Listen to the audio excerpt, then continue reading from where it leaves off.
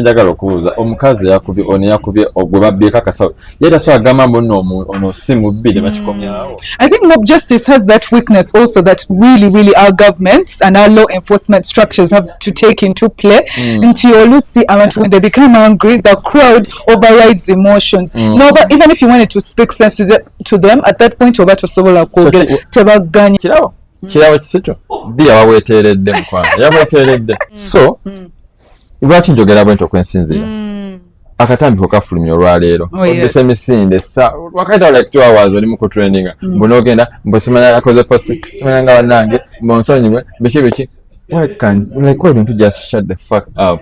Hello, ladies and gentlemen. Banemuli. My name is Isabella, literally Captain Creative Podcast. Good to see you, so Balaba. We have a few insights, so many things that have been happening in the last few days, and we want to speak into them. Nenga sirinze of course ndasobola kugeranze kaku podcast yi nanatabusomtwe. I have somebody that I'm with. Tugana kwa chikubaganya ebirowozo ku bintu ebibadde berawo. Yeah, let him first introduce himself so that we can go forward. Rosanetta go introducing Devixon, that's my name. Yeah. Naye I love the intro bambi onyaniriza bulungi mu bitiibwa mpulidde emirembe. Naye yes olunaku lulungi embeera y'obudde ogira abasimbi naye waliwo ekyennaku ekyabaddewo about this guy Sidin Gongodyo yafudde nalabye gunja eyo yakoze bubi. Kintu ekyankute ku mutima, I even wanted to cry. Not wanting to cry, but now ebyengenge bijja. I know. I don't know gwesore wabadde wasore we byafulumidde bya mob. Actually, I didn't know the guy much, but I remember it was on Friday evening when the news broke. Actually, I think I saw it on Saturday in the morning. Yeah, so I'm seeing this Stanbic Bank Pirates rugby player. I don't understand much, but I decided to dig deep. Netegera it was mob justice. Netegera nti abatuuze baddiridde amateeka ne bagatwala mu ngalo zaabwe, which is not good. I'm one of those people who have been victim of so many thefts, like omuntu akubba olusi omubbi nogamba singa bakikwata ne bakitukubira. Kankuweeko story onansonyiwa okusala ekirimi nze nina obuzibu n'ababoda kozi nze nakabibwako ababoda emirundi ebiri. Boda wano linnya boda abo benyini nyinyi abakola mob ebiseera bisinga babeera nabo babbi actually baba babbi aba mubbi kuba gwofunye omutima ogutta omuntu yesi nkubanza ayogera banze bako omuntu asogamba bwomwogera ati bakubanga komanyi omubbi njogera kino nga bali banzeko emirundi ejja ebiri naye ekintu kya mob ekyo kyebakola ekya mob si kirungi. Si kirungi n'omundi n'ogwa kakiraba kyatwalidde omuvubuka abadde agase eggwanga wa rugby mwana muto, a very young man. I was seeing the clip of his son, you know, as they were paying last respects to him and the son was around the photo. It was really touching, but dear, the kid was 1 year old. Yes, a very young boy. The wife is so beautiful. Akabeere mu kutambula egenda mu mukubi mu byekisiru and ekisinga okusurprising nga kikino oba ekyanewunyisiza nti si yabadde abbye mwattu. Yes. Omukazi yabadde around Tinda ne bamusikako akasawo. Bwe bamusikako akasawo okusinziira ku information software eyadde yakafuluma ne bamusikako akasawo. Bwe bamusikako akasawo eyamusikako akasawo n'alinnya tuki n'akola ki kati gaayo ono yagezezaako okutuukirira ki omukazi like he's so caring kubanga bamumanyi okusinziira ku post ze tulaba bamanyi bagamba he's so caring he's so down as kati bami n'agezaako okutuukirira kati bo bali we bazze gwe bakoze eki ng'omubbi bo batandise kuba bukubi bumubbi naye nga sayadde omubbi but also nenebuuza kyenjagala okubuuza omukazi yakubye ono yakubye ogwe babbyeko akasawo yera so agamba mbono ono si mubbi ne bakikomyawo. I think mob justice has that weakness also that really our governments and our law enforcement structures have to take into play until olusi abantu when they become angry the crowd overrides emotions. No, but even if you wanted to speak sense to them at that point oba tosobola kwogera tebaganya. So, chances are Devix, like we want to look at it both ways in the legal, the social and psychological aspect. Ncholusa abantu abamu batwala amateeka in their hands because balowooza systems zaffe enafu ziremereddwa okukola kye balina okukola in terms of serving justice to the society. Olowooza government yankoze ekyo kubanga twewala ebintu nga bino because bigenda kuba byeyongera. You know, some people are gonna die.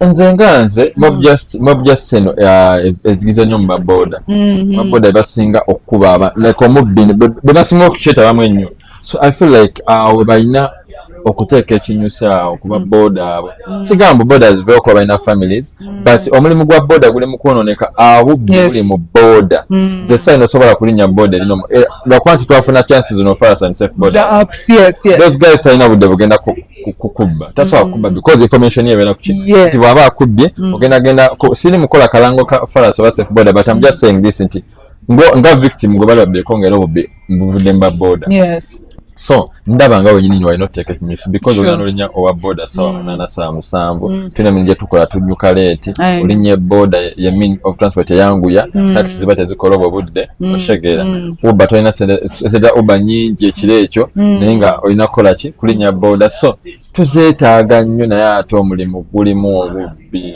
kati bwenkuza wogambira nti no kino kinywa mu side bbiri nze mbadde nsose nenjagala onnenya omukazi naye ate waliwo possibility okubanga omukazi yagezezzaako oba nagabana esiye naye okubanga bana abantu olabaddeko bwe bakola mu justice nga bakuba omubbi sibeerangawoko sibeerangako naye olaba videos kibeera nga baba tolina kyobagamba babakwekyo okukuba muntu already bakubisa enamba bakubisa amaloboozi so they're not willing to listen, they're angry omanyi an angry mob ate bana bato mukati omukyalo ono yesu obedda ndaba mbi ku media nga omukazi webamu simuwolereza nebedda ndaba nga bamukubamye but balina omanya also awe okubanga omukyalo oba kisoboka okubanga omukyalo oyo yagezezaako okubaga naye abantu bwe baba okuba ababoda bananga ababoda n'ennaku y'amaanyi. It was very, very bad, but the good thing is tukedde leero on X and we saw that at least they had arrested around 7 suspects. Yes, around 7-8 suspects, and we are happy that the government is really taking it on to ensure that this injustice that was done to this innocent man that was a big asset to this nation, is being handled in the best way possible. Bambi tubasaba abantu tumanyi tulina obusungu. Sometimes it's not good to take the law into our hands. Oyinza okukola ekintu n'okyejjusiza ddala kati abo bagenda kukyejjusiza ddala. Sometimes we are angry, but we have to think rationally. Tulina okutula ku table because sometimes n'omuntu okufuna justice tulina omuleka tumuwulirize side ye. Omuntu oyinza omukwata naye era n'amateeka nawo gabugamba n'akwatiddwa naye ayina that privileged right okubanga yeewozaako kubanga baside ye okufuna lawyer defense basooke bafune evidence emupininga nti yeye eyakikoze.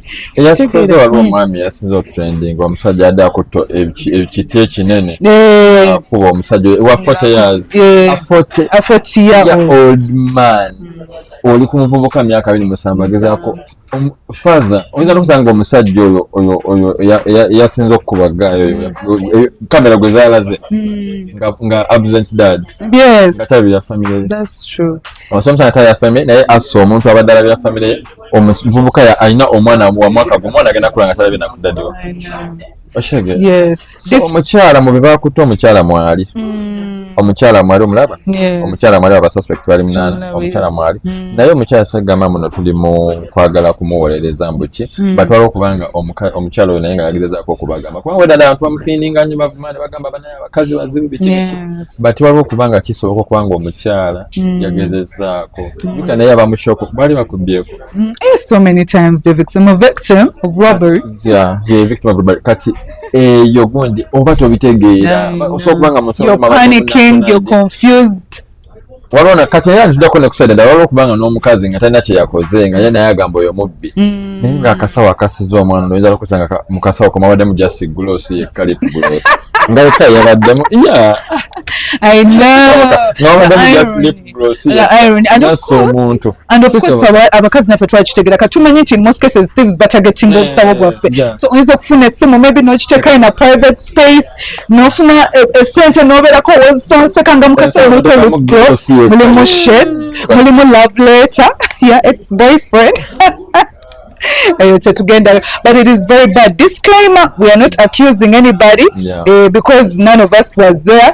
That is where we are serving basis okwogera betubagambako leero but kyonna kyo kiri kibi nnyo because the guy was innocent. He was a young man and was doing well for him. Aina family, he has a young family that was just building as well aside from his family bazadde be siblings but so it is really, really bad. Simanyi Devixon boina ekintu ekisemba kyagala okwogerako before. I just want to thank the Uganda police.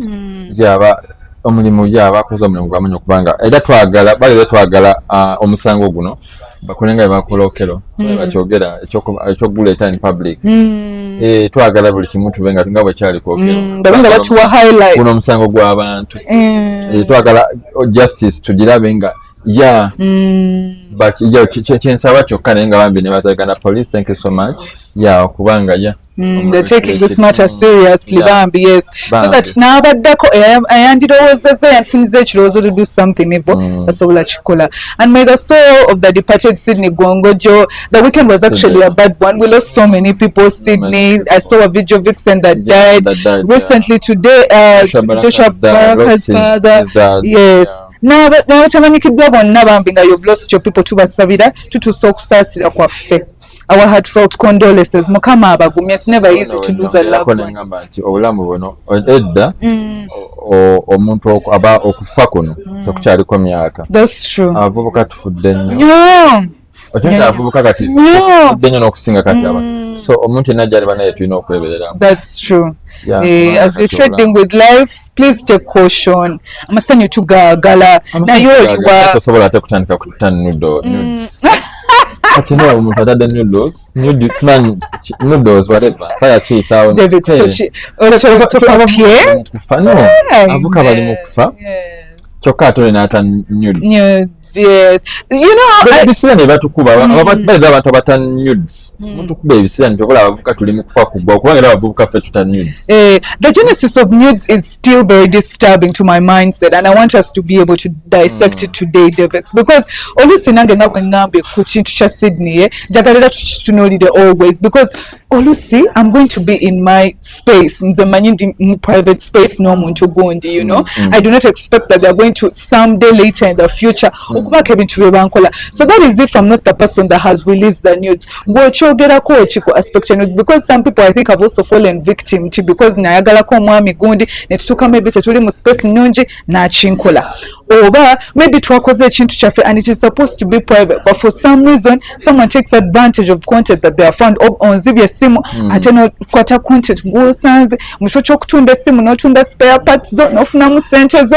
ate you're trying to ekintu ky'okubanga eno kino kiveeyo kyogamba mbwe essimu yange baagibba mbone olina banange bibaawo David bibaawo essimu lindako essimu baba bakubbye essimu mubaamu looko kati oyinza otya okuba n'essimu ate muli looko oba mulimu looko bibangamu naye munange technology is so advanced technology that people bwe bayiwa looko bwe bayiwa password if they flash your phone byonna bigenda all your data tewali video egenda kusigala mu ssimu. N'ekyokubiri ebintu bino eby'obutambi buno okubanga they expose girls, men, boys, what birudde emyaka gigenze bane lwaki tuyiga bw'okwata akavidiyo kwako okaweereza omuntu kamwe mu view wansi kaleke my eyes only oba kadeleting I still want to see some more kati tukola tutya muwe mwene mu view wansi bw'aba yagala kulaba mo ajja akulabe. Oba olina omuntu mbw ali bweru mwekubira video call. Waliwo apps kati ezikuba nga muba mukubya video call. You can't even screenshot. Yes, even screen recording you can't. Why don't you just do that? Naye olaba buli kaseera buli mwaka tufuna abawala ate baza ekiri nnyo ku bawala. Buli mwaka tufuna abawala bawera abawala abataano nga bonna batera obutambi mutukuba ebisiraani mwe tufudde tuli mu kufa mu myaka emito mutukuba ebisiraani olina amaloti obutambi n'agenda nambo mbuyeewozaako weewozaako biki kyekisusiza oluusi naye tewali no excuse for that kubanga kino kintu kirudde nze nkuze nga tulabye nti obutambi bwa Desire bwafuluma Zaluzinda. I'm sorry to talk about her because now she's I'm just married woman with all due respect. Muchala Devixon. Yeah, then Cindy like abasebe kirudde tutandwadde bana abalala bayiga naye kyemaze nze according to me my research gye nkoze nga nze si ndabira ddala nga abasinga babweteera buno bwafulumye oli ono yabweteeredde ddya oba kirawo KISITU bia wabweteeredde mukwano yabweteeredde because bajja kunoonya just siri kunoonya kunoonyeza just I'm giving my opinion. I'm just giving my opinion and I'm entitled to it. So lwaki njogera bwenti okwensinzira akatambi kokafulumya olwaleero oddesa emisinde wakaita like 2 hours oli mu kutraininga mbonogenda mbosimanya akoze post simanya nga bannange mbonsonyiwe biki why don't you just shut the fuck up?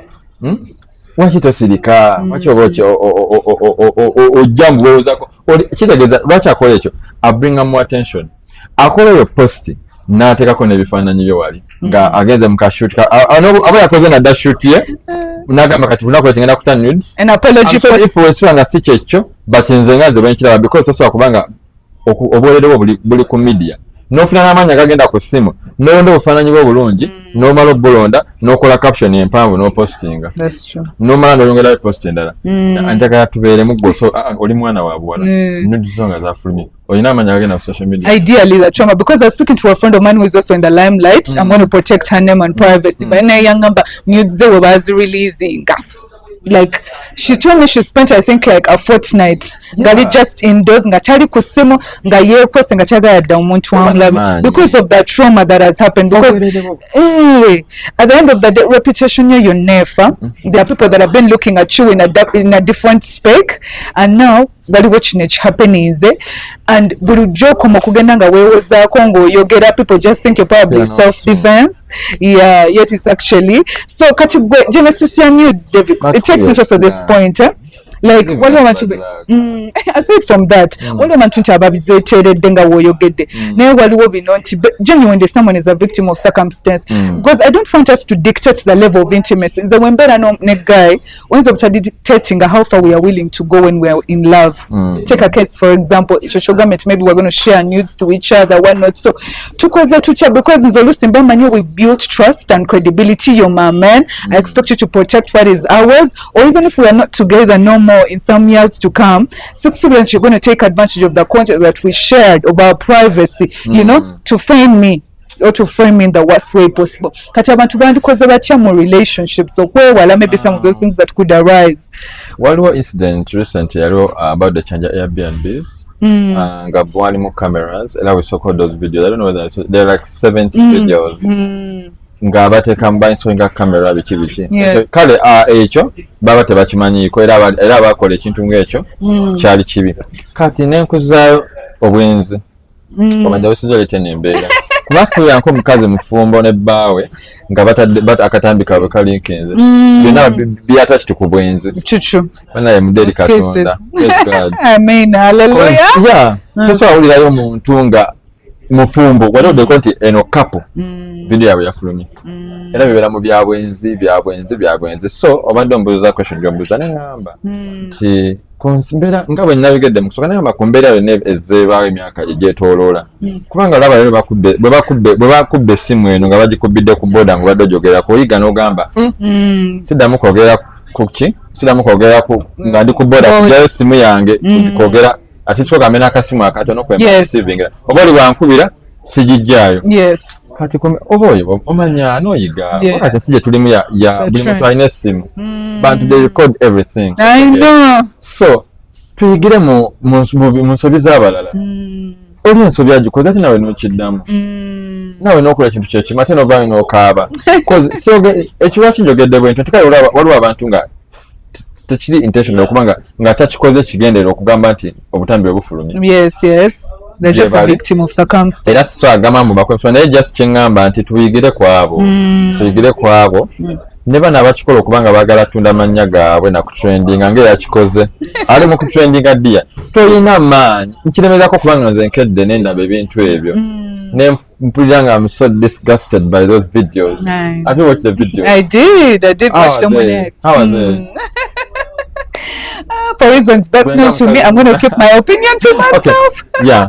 Naye nze njagala opinion yange because nazirabye naye amaanyi agaduka ku media okusiima olaba gwe ng'omwami tewasiima kati bwe tudda mu bya reality nasiimye kyenalabye ebintu byo weebiri naye ongezaako disclaimer naye just nti kyeŋŋamba amaanyi ogenda ku media nga tewayisa na lunaku obuvumu obugenda banaye wadde tuba strong naye obwerere bwo nga buli ku media ffenna tulabe bwe wakula kubanga yatulagidde eddala nga bwe yakula n'ofuna amaanyi akakwata essimu no selectinga pictures eziza nnungi n'ogamba kanti kampostinga n'okola ne caption no postinga.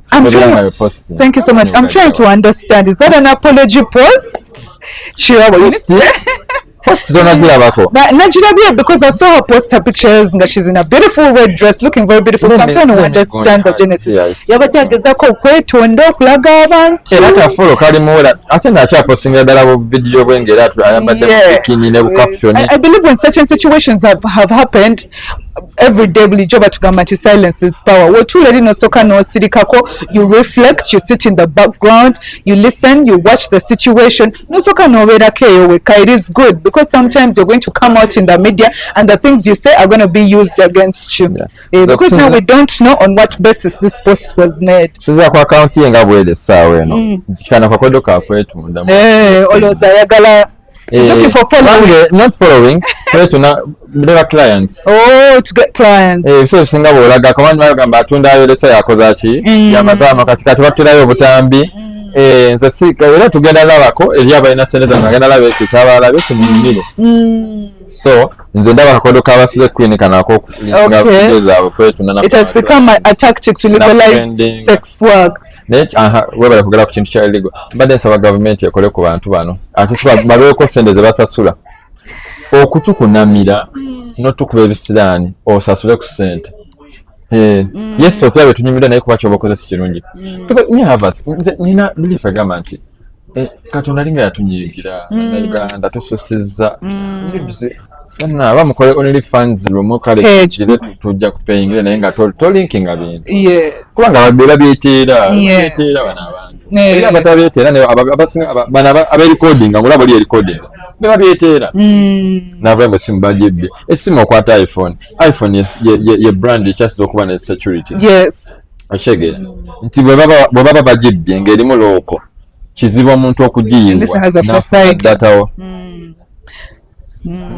So kati did Devixon akomekeza gamba government hajikola to please come and take legal action against people that are releasing it because it is a bad trend by the way guys. On top of that twina generation je tuli okuza chifananyi chiche tubawa what image what lessons are we giving our little ones because I'm thinking all these people for now we are bred by families. We have families that we are affiliated to. So what is your family thinking? What are your little ones thinking when these things come out? So nafe twebelele mbuba dear. I know you can never be so careful sometimes. They regret. Because some things catch up with you. Kacholaba obo ofunyo omukisa maybe a big door has opened, but the first thing they do, because you see I'm in the professional space, but these days every professional space you get into, they first put in your name, but check for your social media. What are the things that are popping up about you? What are the feeds around you? So I know we all have lives, we all have our lifestyles. We also should consider our privacy, backdoor, but we should ensure that we should take necessary caution. In order to go in that you can easily or overly trust, take time to assess the trust you're feeding into them because you never know. And see it, I would say,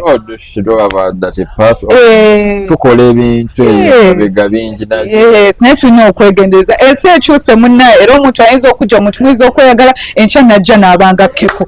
Kati nkutera direction ndala nagamba nze namwagalako but imagine that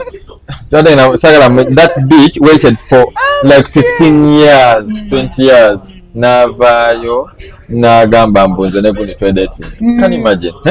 Keko, it was good to see you, It's been a while since I last saw Keko, but I liked her.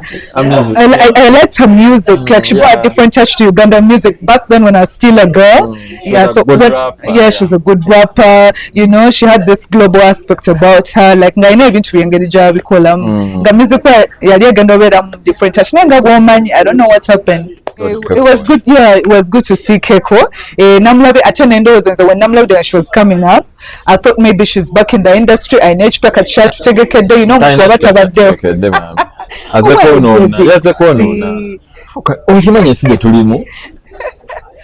the relationship. Bazikola naye kiri wano kimenya amateeka bayida okubanga same sex because we signed the bill. They signed the bill. Kati go kuvaayo ku muntu because Shiba is like she's big right now. She's one of the best female artists. She's not actually one. She's the best. Name a Shibaholic. Yeah, I'm also a Shibaholic. Era nze nga Shibaholic na sigamambo amanyi mamanyo gambo na boba fan biki no. Me nze okuba Shibaholic, I love her journey. Shiba's journey motivating them at banji. Shiba ye muyimbi wanasinza okukasolinga kuva mu obsessions aze paka wali awo she built her name from scratch okutuka wali ate omulaba nga she's so hard working. Yes. The sky won't be the limit for Shiba. She still goes places. Nze okubeera Shiba Olikit because of yes musically mwagana njagala nnyo story ye ndi muvuka naye nange motivating ati okulemerako Shiba alemerako bogedde ebintu bingi mbe she's not talented bamukubye olina naye olaba alemeddeko n'asigala nga akola ekintu ky'alina okukola. You get my point? So omuntu okuba nga mwalina relationship you wait for all these years because zibadde rumors novaayo n'otunula mu kamera n'oyogera mbuddo yes bakubuza question but osobola like Keko abadde mu industry amanyiwe asobola baba mubuza question asobola ogibuuka abana bakengeri gyagita kubanga kibadde nga rumor. Yes it was a rumor, it wasn't actually asserted. Ovudde already ekintu kyakoze kigenda kuno kirina we kigenda oku affecting Shiba lwakuba nti Shiba is blessed but Shiba kigenda mu affecting like in any way kigenda mu affecting kuba waliwo alina bafaanya batakkiriza Gondyeyo. Yes. Kati bali disappointed right now. Men are now disappointed. So what Keko did, and I was also as on a blog somewhere on TikTok, and someone was saying her nayabantu temuli bango tuba tulina mwe. You see there's this thing Devixon waba oinako otannatuuka bana abantu abakweliranye batuuka ne bakumanyiza amaaso ne batandika okumanyira. So when you get somewhere in life it's because they still have the old version of you embedded in their minds. They don't expect you to actually hit a certain jackpot. You get kakati oinako wotuuse omuntu najja nagamba nze ndi XY Isabella cause kati alaba Isabella inawo okujanga yena n'abantu baba kyakatindate ko yabadde na sasiyo oli manyi oli Keko sebo so that's what people were trying to say. Naye kati oba kiki avudde ya tategerekeka tweyagala olaba bazayo twegeranya abantu betudeti agenda kujjako swali yenna byatunula tebitegeeka ate nga gwe somewhere aveera gabe banangenze otwe Devixon kuba nnyo ge mazima singa Keko nga bwe yali musicale koze yagwa yagwa takyalina kyatugamba. She's not been in the country, right? Abadde taliwo. Yena gyabadde oba abaddewa naye yagwa takyali kotana kyatugamba kati mu mbeera singa abadde waliga w'amaanyi teyalivuddeyo kwogera ekyo kintu. So that's what I'm saying, yes. Naye alabika ndowooza oba ayagala kudda. Omanyi buli buli ayagala kabebe bansi ayagala okutrendinga bukira Shiba bayizawe ngenda sikyogera mboko Shiba maganya naye nze sigumusa ebiri sotatu tukirabye buli ayagala ku masanyalaze nga bukira Shiba buli ayagala ku masanyalaze nga bukira Shiba so alabika ndowooza alina album aba gyagenda okutya oba ki naye nga talina kyatugamba kyewakoze ate naye akayakikoze nga ndowooza tugenda muwaana naye bannayuganda bamubususizza because actually yes Devixon because actually whenever they call your post abantu babadde bagamba when ideally when she was seeing Shiba in that kind of relationship that they had teyakwata Shiba ku mukono kumuyambako yes so kati agenza okulaba nti maybe Shiba alina watuuse maybe so she feels like now she can speak about it boldly now coming out natural, but is it really relevant? Was it relevant that she made that statement anyway? Generally recently nga bagamba nti yali amukuba n'omukuba because Violet nga akuba Shiba ndabira simanyi sibinako kafu but live ndagirenga ate nga ndaba abantu bakyogerako nnyo natuddayo mabega ebiseera bwe Shiba yali nga akyasagolinga in her career was doing good. Yeah, she's doing well. I remember. We don't have any like there's not any collab bonga Keka imane Shiba. Kati gokuvaayo gambo mwali mwedatinga mu prime era Keko yaliko nga w'amaanyi. Yes, I remember. Keka international collab. Yes. Yali w'amaanyi. Yes. So mu mbeera eyo mwe baali bedating, right? Yes, I think so. Yeah. Yasobola mukwala kitegeeza omuwala oyo tayagaliza alina ennugu omuwala yalina ennugu kyene okuvaayo okwogera nga kuba kati Shiba ye w'amaanyi by the way w'amaanyi built a brand music atambula she's a big brand. Nze zimu ku brand wane ez'amaanyi. So bw'okuvaayo n'oyogera ebintu byoto ku branding eyo oba ozze kuwonoona. Naye neebaza abantu ba Uganda. Babadde nnyo kusaidia kino era baamukubye. Yabadde amanyi agenda muwa n'abantu bagaba n'ekiki babigi. So novanga attention family. She has a kid. Novaayo n'olinda kakasira n'ojja n'okolerera sasanyuse. Era my conclusion namba nambike kubanga obalina music gwagala okuta like so alina kikola bwe bati babanga alina kuba I feel like alina music gwaleeta. Looking for a comeback in the industry. Yandize n'agamba bana Ishiba nsaba kumpa collab kuba Ishiba agaba collab bambi y'omu ku bayimbi abasinga. She's a generous artist. So yandize n'agamba najja agamba bina Ishiba twemanyi we are friends biki obanga oyagala kuba ku masanyalaze adda sogamuwa kwa Ishiba ayagaliza olaba nti awadde upcoming abawadde like ye muyimbi asinza okukola collabos ne upcoming artists. She shares her platform with so many people. Tulina abayimbi nga bw'amanyi naye nga takolako any project with an upcoming artist. Oyagala kwogerayo? Otidde naye tuli ku nsonga ya gundi. Kibi ekyo kyeyakoze Keko naye ndi musanyufu bannayuganda bamuwadde ebibye. So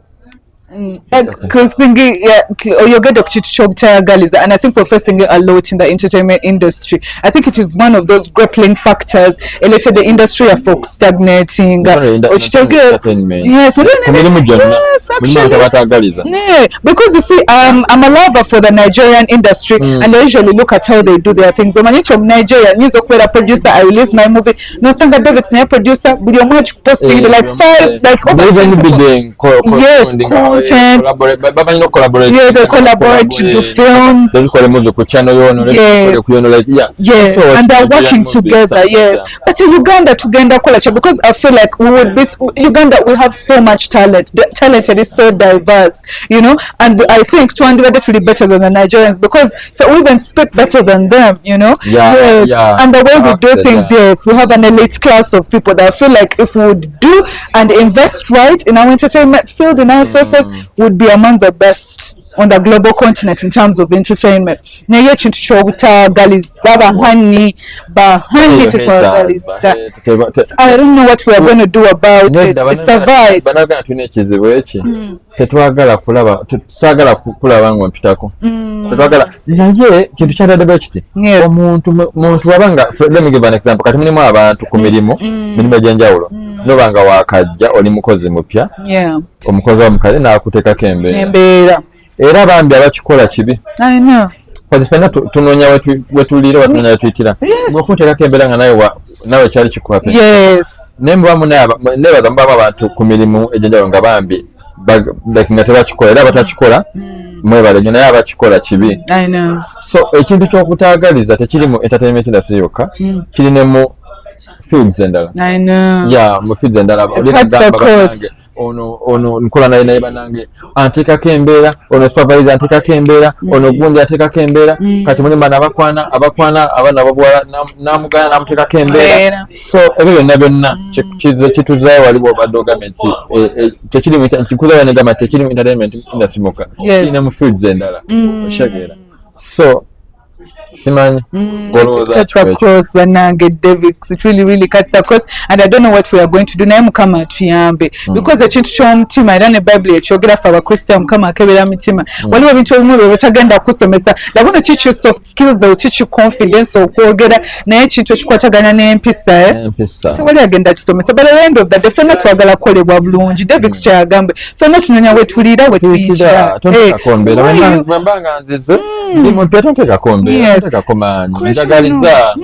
njagaliza nagasize kuyitako ate Katonda wabanga andeese nga ngenda kuyitako bayizawo omukisa gwa muno ne bwogutta tegufuuka gwosobola okubeerawo ng'omulimu weefudde mbu gwe oli waawo kibi kyolemesa gwe noteeka ku muntu embeera toyagala omuntu akuyitako my dear era oba ojja kulya ate nina abantu abasinga okukolera ebintu tebakulaakulana. They don't.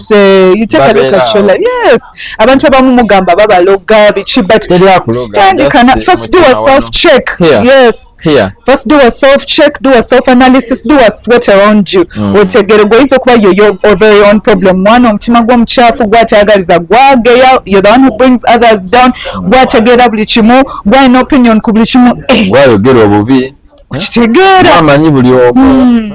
Bamanyi ekinaddako, bamanyi n'okwefulamu balaba future. So buli nagamba guno nze gwe kwaddeyo nno gonje bwe togenda malako. You're not God. Yes. Yefulamu balaba future. Yes. Omanyi industry mwe tubadde Devixon ebintu bibeerawo nnyo, like someone akutunuulira n'akunyoma, they do not respect you. Yes. Kati bagenda kukola ki? Oli Katonda. So bano abantu bamanyi n'okusoma future n'akutunuulira n'alaba kati gwe bigenda gaana. Yes. But don't look down on anybody because nobody knows tomorrow. Ate munange tewali awandikiddwako success or failure wano ku forward. Ebintu ebisinga Mukama yabyesigaliza, so omuntu gw'onyoma mu room could be your next door to your blessing or your next opportunity. Solution y'ekyo Katonda. Bana twekwase Katonda. Abavubuka tudde eri Katonda. Kuba Katonda abantu batonti bobanga oli musabi. Yes. Mukama alina gyakuyamba mu ku bantu ngabo n'olwana entalo ezo, like Katonda n'azikulwanira. Totaka kulwana ntalo, omuntu atakako embeera gwe genda fukamira obusabe Katonda. Yes. Ensi mugijjeko amaanyi.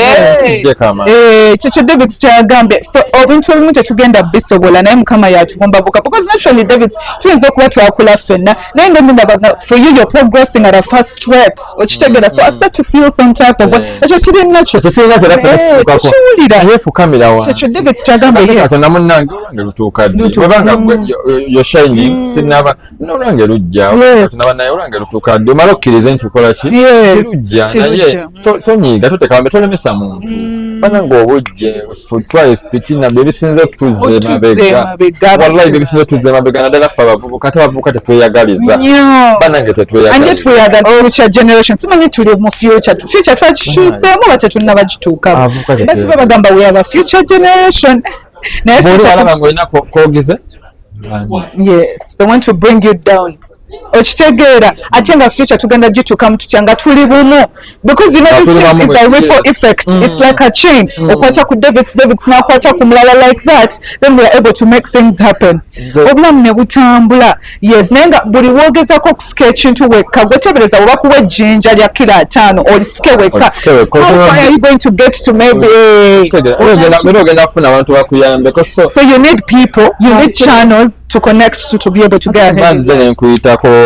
Mpitako ekitegeeza nti nno bwemba omuntu manyi balina eno mentality oli abana eno mentality kati gundi azza mpiseeko n'owulira nga bw'olaba ebiseera bisinga kale kijja ng'omuntu awulira ali disappointed ndaga bayinza olwange lutuuka tulina omukisa gwange si gwe gugo banange omukisa gwange tegusobola kuba gugo ne bwe nkwata nenkuleeta nga opportunity ezze nga yange nenjikuwa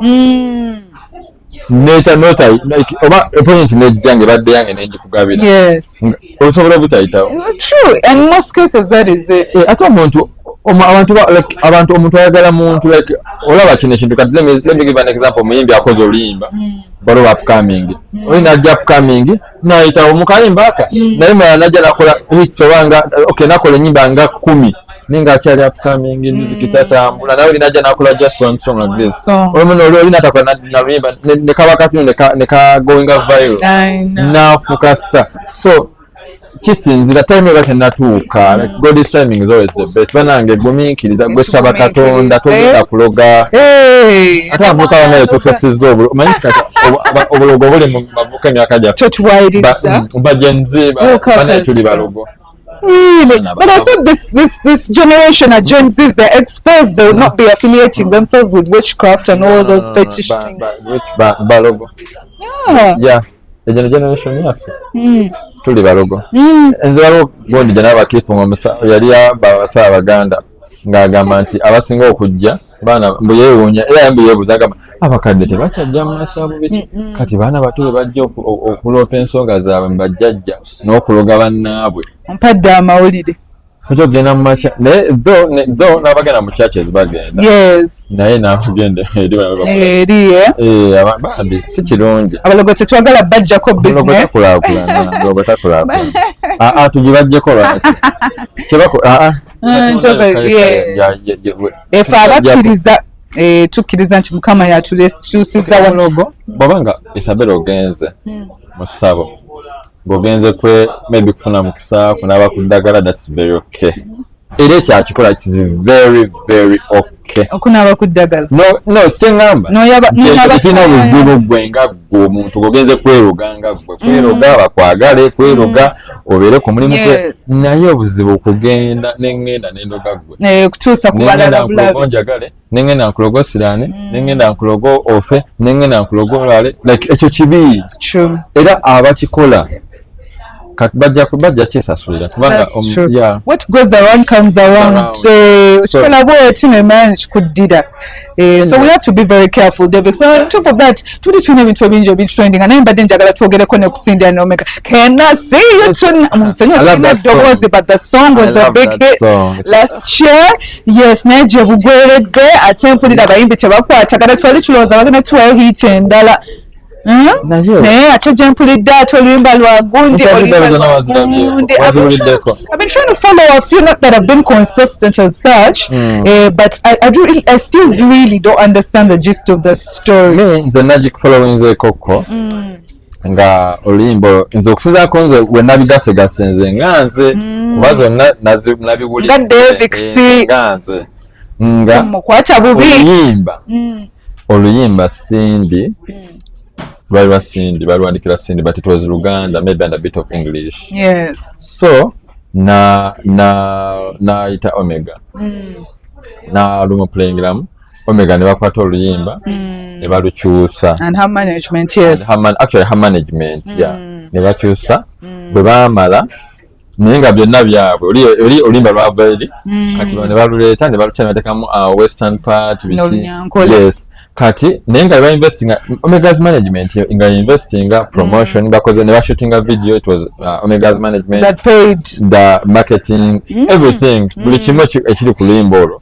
It was Omega's management walinga batekamu sente. Really? That's why oluyimba olwo tokola luli ku channel yani ya Omega channel. Me feel like Cindy okuvaayo n'ayogera nga bwe yagambye naye mulugunya nga ayogera bwe badde ku interview nga nze ndaba nga yadde talina kikola. It was unnecessary because Cindy is a big artist.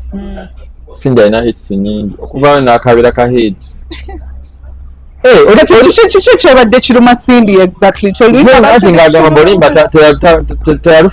Talufunako. Okay. Talufunako naye ate management oli yateekamu ssente ate oluyimba olwo lwakuwa hit lwamuwa hit. Kyogamba Cindy yali talina hit. Okufuna hit yakoma ku boom party hit.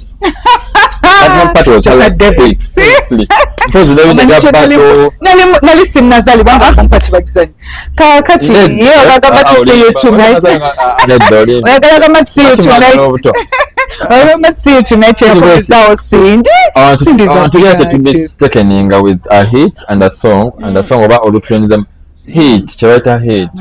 Cindy yasemba okuba ne hit on boom party eno ebadde hit y'endala. So zino zonna from boom party zazaazanya taakyo tugenda ziweetinga. Really? Define a hit song. It is a song that has trended. No, a hit song lwe luyimba nga siterufeninze kyokka lwe luyimba okuba nga lukubye nga n'essaawa ne baba baluplaying olulya nga lukyakuba nga lukoze numbers nga ne bakubookinga they are booking you because of that song. Like lufunye massive scaling. Oluyimba lwaba bwe lwafuluma boom party yakola show yali successful cricket over.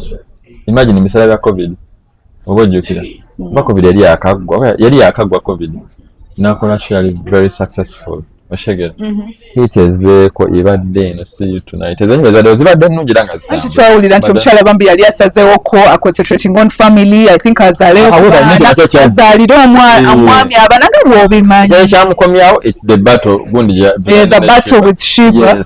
So Cindy kyakola kimulagira ddala nti ye muntu ayinza okuba nga alinamu ku bujja n'egundi. Me I love Cindy's music. She a good artist. She has a powerful voice. Ku byonna byonna tubigattagatta ne saga Shiba biki olwo ddala ng'oba be bano be twayogeddeko abakozi bano abatatwagaliza bano abateekawo embeera. Kyogamba Cindy kyayagaliza. Kyogamba naye ngamba giving others vibes. Means giving others vibes because oyinza otya okuvaayo n'ogamba no complaining ku gundi kwati Omega kuba sinja ina fan base yaman very big mukudaga oyo mwana Omega tinga ade akajja shegera. Actually, some people have been saying Cindy Awade Omega okumanyika. Omega has that song. She's done. Omega ino oluyimba olugendo playing na generation ezijja Maya song. Buli tuyingira omwaka oyagala okubaka akayimba. Kayine je kanyuma akayimba ka Maya. Obaka kayine kagenda kelabye nenga sikerabidde. Basagala kayimba kwa sina do. Thank you for the blessings. Nana. Yeah, that song, yeah. Abanyakole mutiyambe ko. That's a hit. So already abadde nawo hit sigamati already tubadde tubumanya era mu ewaabwe w'amaanyi kati sinyo okuba nayogera bw'atenga bw'ali nti muyimbi munene w'amaanyi abadde oyintamu osirika olina hits nyingi oli w'amaanyi yo box yo mwami gundi olinga yekyusa wagambye omukyala yakoma ku boom party omuntu agamba nti n'okuba ne last hit tekijjaawo nyimbu gundi ye yonna hatrelo as an artist nene ezikatalogo nene ate enyimba ayina kati omuntu asobola okukola ekivulu agenda pafuga ne songs abantu ne bajja enyimba ze zonna ayina hits nyingi music kyonna ekirala nti kati legend right now, she's a legend tosobola kuvaayo n'okabira ka hit mbu tokalyako ku hit zoyina n'okabira ka hit ngolaba kijja. At the end of the day we are friends but it's business. Devixon, it's business. Naye okusinza ku story nga bwe nabigasse tewali nsobi yakolebwa bali okuba nga bali mulimba kuba baaluteekamu ssente wabula ebintu ebimu ng'olina bireka nga legend n'ogamba n'okireka n'okola ebirala okitegeera naye kati ayino neddooli fanbase kati okuba mulimu abantu bawagira Omega nga ba syndicates because they did a song with Cindy kandi sayina okuba nga waliwo embeera there's a division kigenda ku affectinga mu career kati gwe legend amanyi struggle za industry nowaki oba okola ekintu ng'ekyo unless nga waliwo hidden agenda anti nange kyambadde nzizirako kati Devixon okugamba because olisa sometimes waliwo ebintu webisparking of sparkings nga wolaba relationships in most cases kati nga wolaba relationship y'abannaffe Mirembe Beddings n'omwami Nsambya sigenda gendayo but olisi ebintu biba bingi in the background yetutamanyi then just one incident happens and sparks off so kakati maybe tugambe nti maybe waliwo ekirala ekiri ku bayimbi ababiri nga I feel like this is not grounded enough waliwo ekirala kubanga buno obusungu I feel like it's not grounded enough ate management ate wakala ako ketago nnonyereza ndowooza abatuyambako okunoonyereza mu industry let's go do some nategedde kyenategedde naye sijja kyogera naye nategedde wandiyambye ba viewers babinoonye bibangayo babinoonye nze nyina kyenategedde naye whatever it is kyetagala kuhintingako kyetagala kuhingako so kyetagala kujja so for that Cindy and Omega thing I feel like waliwo it is actually deeper than it actually is because about the song. Sometimes the things we see on the surface actually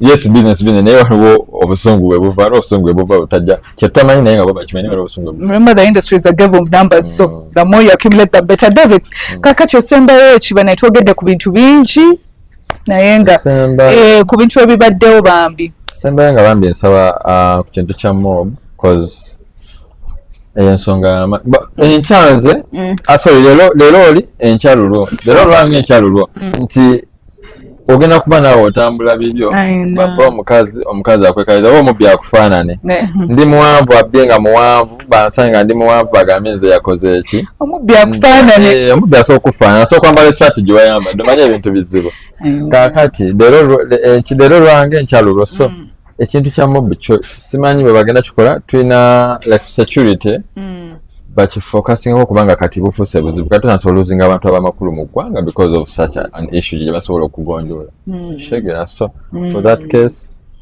then ate nera nebaza ne police kyeyakoze okubanga abantu abakwatiddwa abasinga bakwatiddwa ekyo kirungi tula abantu obwenkanya buli mukola ki mugira then ensonga endala eya nudes eyo nagambye zino nudes ezafulumye balekera tukula ebisiraani bambi mulekeraawo tulekera tukula ebisiraani bwaba recordinza akantu ko kati like omanyi kisinga Adam ne Kawati balya kibala singa bwe kityo bwe tutambula kati bakirya bine n'ekyo tetudda mugamba bakirya kyabudda So Kakishecho. So Then yeah, that's what I can say about all what we've said.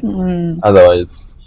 Thank you so much for keeping tuned to the Captain Creative Podcast. We have so many things because you're going to be seeing different faces, hearing different voices with diverse opinions on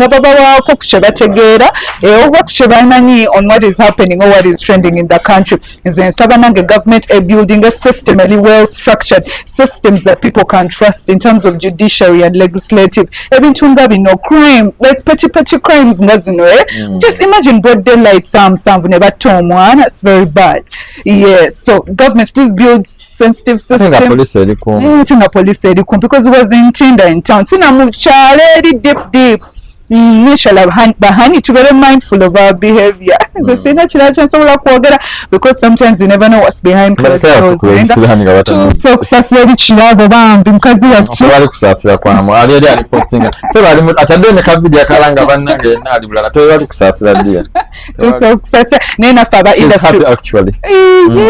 Happy she's trending. That's why she's posting all her pictures. You can even you can just go on her account or Snap or Instagram. She's been posting. Yeah, very happy. Devixon, but the industry we need to harmonize, but let's find a way of working together so that we can build better and be the best, because sincerely twina talent mungi tutwagala affe mu buntu ntunga obuteyagaliza kunamira mtu kubebisirani ngomwambaleko obulungi oba twambala nedaba nekyengamba balekerawo tutera nudes tukubebisirani mtu kati gunje zikoze obi Devixon base kidone leero tagenda kwebaka abanyu olunaku lwange mbandu yingidde abamu tuli basabi twogenda kati tumeze ku media nkulabye